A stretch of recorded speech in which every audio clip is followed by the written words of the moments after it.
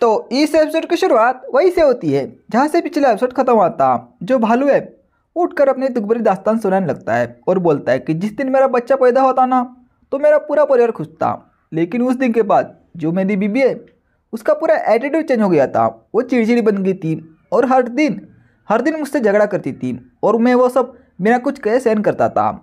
फिर शीपेंग बोलता है कि अबे यार तेरे साथ तो बहुत गलत हुआ है, लेकिन लीजू बोलता है कि तू टेंशन मत ले, हम तुमको पीछे से सपोर्ट करेंगे, तो टेंशन लेने की बात ही नहीं है। उससे भालू बहुत ही इमोशनल होता है और उसे गले लगाने लगता है, यानी कि दोनों को। फिर शीपेंग बोलता है कि अबे जरा ध्यान से, तेरे हाथ बड़े बड़े हैं और नाखून भी बड़े बड़े हैं, अगर तूने हमको गले लगाया तो हमारा पूरा पापड़ बन जाएगा, तो जरा ध्यान से। और पहली बात, हम इंसान है और तू जानवर है, तो तू हमको ऐसे गले नहीं लगा सकता। लेकिन भालू को कुछ आवाज़ आती है, वो बोलता है कि ये आवाज़ तो मेरे बीबी के भाइयों की है, यानी कि मेरे सालों की है। तो जो मेरी बीबी है वो अपने भाइयों के साथ मुझे पीटने के लिए आ रही है। और वो भालू उन दोनों को बोलता है कि तुमको मेरी मदद करनी पड़ेगी, क्योंकि मेरी बीबी हर रोज़ मुझ पर अत्याचार करती है, तो इसलिए तुम दोनों ताकतवर हो तो मेरी मदद कर सकते हो ना। शीपेंग बोलते कि हाँ तूने सही कहा, मोटा और मैं साथ में मिलकर 4-5 भालू को तो ऐसे ही चुटकियों में हरा सकते हैं, तो तुम्हें टेंशन लेने की कोई ज़रूरत नहीं है। लेकिन मैं इससे मना करता हूँ। भालू बोलता है कि क्या, लेकिन क्यों? शीपेंग बोलता है कि अबे इसमें हमारा क्या फ़ायदा, अगर मेरा कुछ फ़ायदा होगा तो बता, तो मैं तेरी मदद कर दूंगा। फिर वो भालू बोलता है कि अबे अगर मैं तुम्हारी रिक्वायरमेंट पूरी करूंगा तो तू मेरी मदद तो करेगा ना। वो बोलता है कि हाँ तूने सही कहा है। और उस भालू की बीबी का पूरा परिवार शीपेंग और लीजू के सामने होता है। तभी भालू बोलता है कि हाँ यही हमारे दुश्मन है, तो चलो जल्दी हमला करो। शीपेंग भी तैयार होता है और उस भालू को बोलता है कि तुम्हें याद है ना कि तुमने क्या वादा किया था। भालू बोलता है कि हाँ ठीक है, लेकिन अटैक तो करो। लेकिन तभी उसकी बीबी उनको रोक लेती है और बोलती है कि मैं नहीं जानती कि तुम हमारा फैमिली मैटर सॉल्व करने की क्यों कोशिश कर रहे हो। फिर शीपेंग बोलता है कि अबे हम उसके भाई हैं, तो इसीलिए हम भाई भाई की मदद कर रहे हैं। तभी वो बीवी बोलती है, यानी कि उस भालू की बीवी बोलती है कि ये जो बंदा है ना, इसको गुस्सा करने के अलावा कुछ भी नहीं आता है। और मुझे जैसा कि उम्मीद थी एक बड़े भालू से, यानी कि मोटे भालू से, जो कि बात करने के अलावा उसको कुछ भी नहीं आता है। जब हमारी शादी हुई तो ये खाता पीता और सोता, इसके अलावा कुछ भी नहीं करता। ये पूरा नाकारा बन गया था। लेकिन हद तो तब पार हुई जब हमारा बच्चा हुआ। मैंने बस इससे कहा कि हमारे बच्चे की देखभाल करो, और उसने ये भी नहीं किया। और जो शिकार है वो भी मैं ही करती थी, और ये बस शांति से बैठ के ठूसता था, इसके अलावा कुछ भी नहीं। फिर शीपेंग बोलता है कि ये क्या हो रहा है। लीजू बोलते कि अबे इसने तो हमें कुछ अलग ही कहा था, लेकिन ये तो बिल्कुल वैसा नहीं है जैसा कि उस भालू ने हमें कहा था। फिर वो जो बीबी है, यानी कि उस भालू की बीबी है, उसको बहुत ज़्यादा गुस्सा आने लगता है और वो बोलती कि हाँ गुस्सा तो मुझे करना चाहिए, क्योंकि उसने अपने बीबी के भाइयों को मारा है। तो चलो आज मैं फाइनली उसको अपनी ताकत दिखाती हूँ कि मैं कितनी ताकतवर हूँ। शीपेंग और लीजू बोलता कि अबे भालू बता यहाँ भी चल क्या रहा है। भालू पीछे हटने लगता है और बोलता है कि मैंने तो ऐसा नहीं कहा था, लेकिन वो पीछे हटती जाता है। शीपेंग और लीजू बोलता है कि अबे तू यहाँ से भागने की कोशिश कर रहा है क्या। भालू बोलता है कि नहीं तो, लेकिन एक भालू कर ही क्या सकता है, बस शादी करना, बच्चे पैदा करना और बीबी का हाथ का खाना खाना, इसके अलावा कुछ भी नहीं। और वो भागने लगता है, लेकिन शीपेंग और लीजू ने उसको पकड़ कर मार दिया था, यानी कि मार के बेहोश कर दिया था। शीपेंग बोलता है कि हाँ ये तुम्हारे फैमिली का सोल्यूशन है, यानी कि जो तुम्हारा जो झगड़ा हो रहा था उसका ये सोल्यूशन है। लेकिन तुम्हें याद है ना कि तुमने क्या वादा किया था कि जब मैं तुम्हारा फैमिली मैटर सॉल्व कर दूंगा तो तुम्हें वो करना पड़ेगा मेरे लिए। फिर लीजू बोलता है कि हाँ भाई देखा, एक ही मुक्के से मैंने उसको हरा दिया। फिर वापस से सीनशिप होता है, हमें निंगपैंग की फाइट का सीन दिखाया जाता है जहाँ पे वो टीचर आ चुकी थी। वो बोलती है कि निंगपैंग तुम्हें अपना ध्यान रखना चाहिए। फिर वो जो टीचर है क्लासेस का, वो बोलता है कि अबे तू इसकी मदद क्यों कर रही है।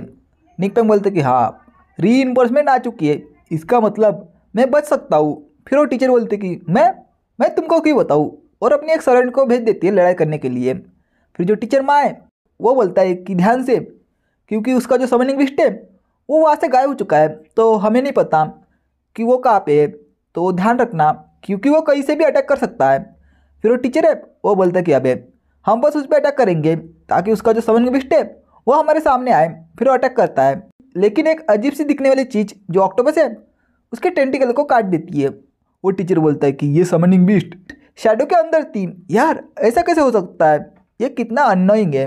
फिर हमें टीचर माँ को दिखाया जाता है, जिसके सामने जो टीचर की जो सर्वेंट है वो होती है, और आप देख सकते हो कि वो पट्टियों से जो बाकी के जो टूल्स है उसको कंट्रोल कर रही होती है।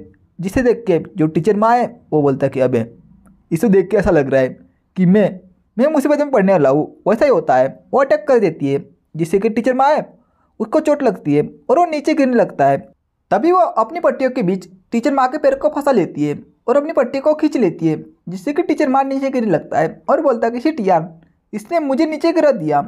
लेकिन तभी उस लड़के को बहुत ज़्यादा गुस्सा आता है। वो अपने पास से तवा, झाड़ू, डंडा जो भी मिलता है उससे अटैक करने के लिए आगे बढ़ती है।